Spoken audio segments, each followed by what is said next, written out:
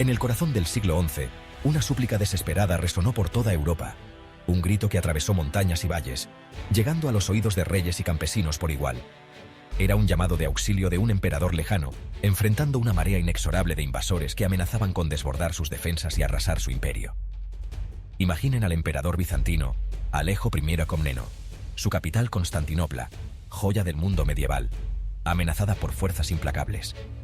En su desesperación, envió emisarios a Occidente, buscando el apoyo del Papa y del mundo cristiano latino.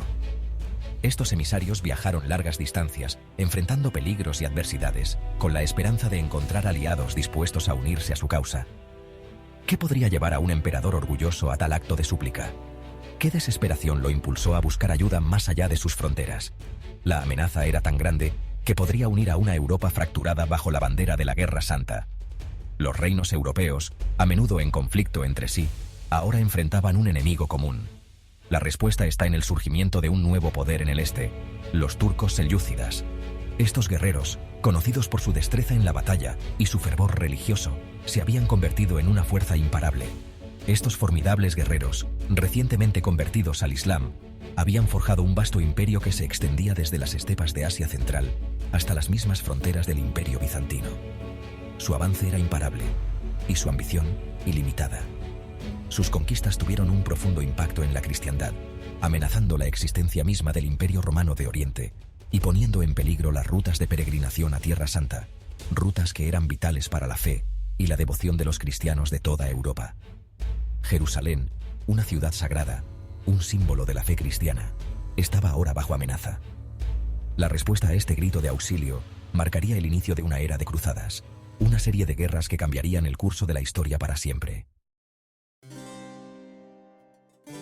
Para comprender la importancia de la Primera Cruzada, primero debemos profundizar en el poder menguante del Imperio Bizantino.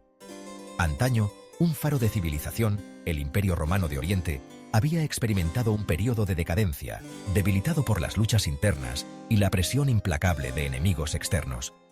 Los turcos selyúcidas, con su feroz caballería nómada, representaban una amenaza nueva y potente. Su victoria en la batalla de Manzikert en 1071, donde derrotaron decisivamente al ejército bizantino y capturaron al emperador romano IV Diógenes, envió ondas de choque por todo el mundo cristiano. La pérdida de Anatolia, el granero del Imperio Bizantino, debilitó aún más sus defensas y dejó al imperio vulnerable a nuevas incursiones turcas. El año 1095 marcó un punto de inflexión en la historia. Fue un año que cambiaría el curso de la humanidad y dejaría una marca indeleble en la memoria colectiva. En el concilio de Clermont, el Papa Urbano II pronunció un sermón que resonaría durante siglos. Con una voz llena de convicción y pasión, llamó a los cristianos de toda Europa a unirse en una causa común. Describió con elocuencia la difícil situación de los cristianos orientales, quienes sufrían bajo la opresión y el constante peligro.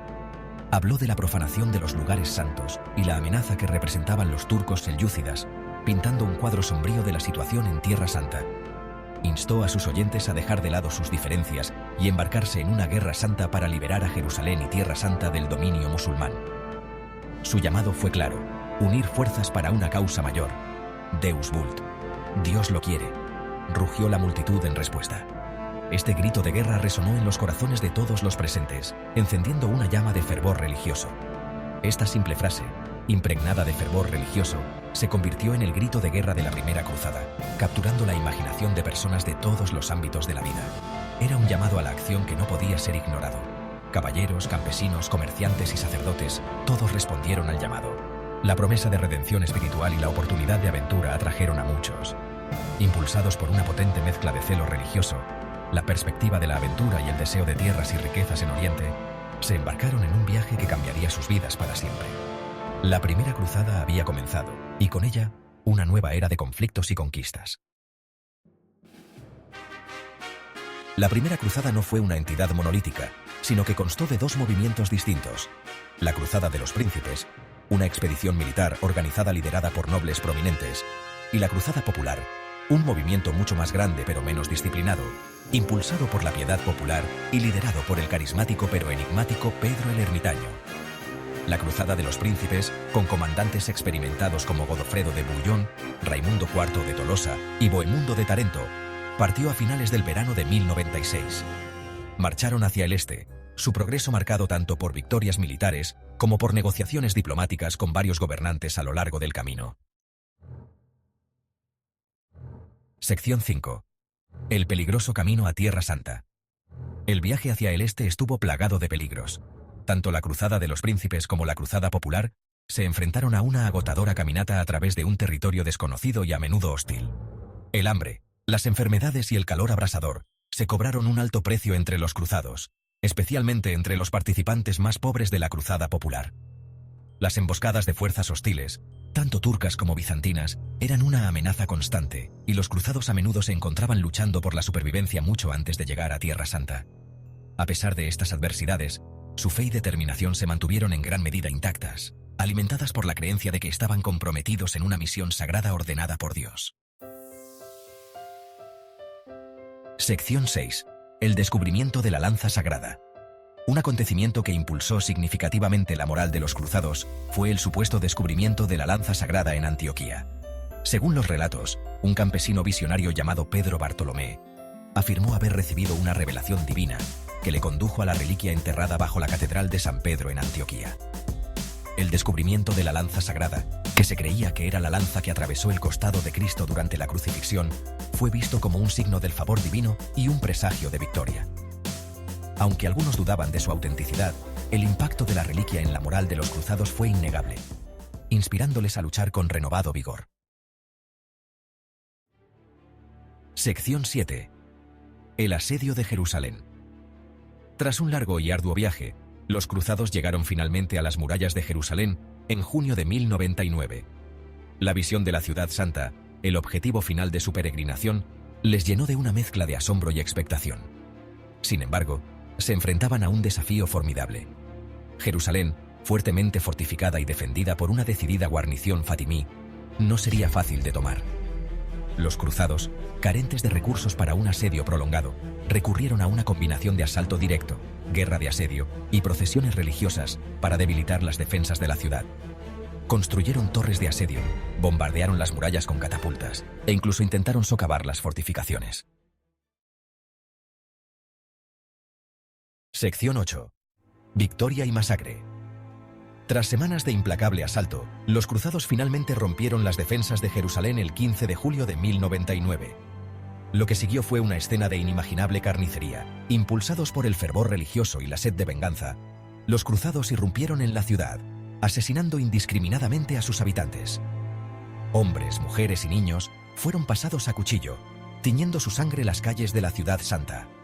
Los horrores de aquel día, documentados tanto por cronistas cristianos como musulmanes, sirven como un crudo recordatorio de la brutal realidad de la guerra medieval y el lado oscuro del fanatismo religioso. Sección 9. Un legado forjado en sangre. La Primera Cruzada marcó un punto de inflexión en la historia de Oriente Medio y Europa. Este evento no solo cambió el curso de la historia, sino que también dejó una marca indeleble en la memoria colectiva de las civilizaciones involucradas. La exitosa toma de Jerusalén, lograda a un terrible coste humano, condujo al establecimiento de varios estados cruzados en el Levante, incluido el Reino de Jerusalén. La brutalidad de la conquista fue tal que las calles de la ciudad santa se tiñeron de rojo, un testimonio del fervor y la violencia que impulsaron a los cruzados.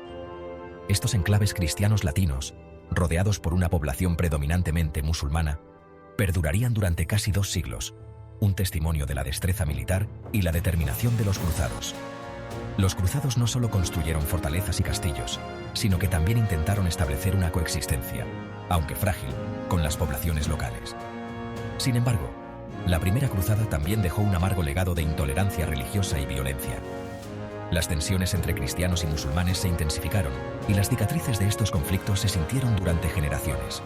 La violencia no se limitó a los campos de batalla. También se extendió a las comunidades, sembrando desconfianza y odio. La masacre de Jerusalén, grabada en la memoria colectiva tanto de cristianos como de musulmanes, envenenó las relaciones entre ambas religiones durante los siglos venideros. Este evento se convirtió en un símbolo de la brutalidad y la intolerancia que caracterizaron las cruzadas, dejando una herida abierta en la historia de las relaciones interreligiosas. La Primera Cruzada, una potente mezcla de celo religioso, ambición política y conquista militar, sigue fascinando y horrorizando hasta nuestros días. Un crudo recordatorio del poder perdurable de la fe y las devastadoras consecuencias del fanatismo desenfrenado. A través de los siglos, la historia de la Primera Cruzada nos recuerda la capacidad humana para la grandeza y la destrucción, y la delgada línea que a menudo separa ambas.